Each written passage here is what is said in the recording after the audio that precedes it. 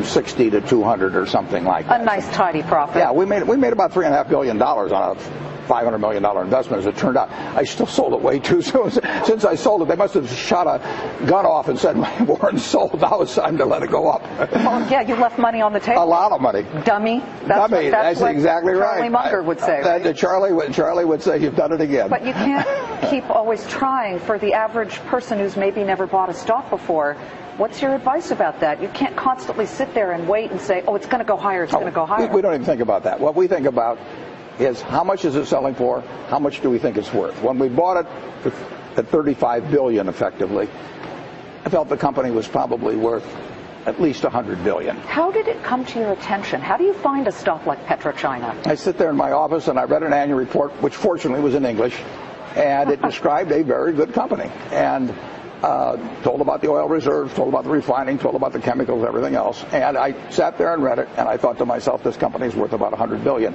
Now, I didn't look at the price first.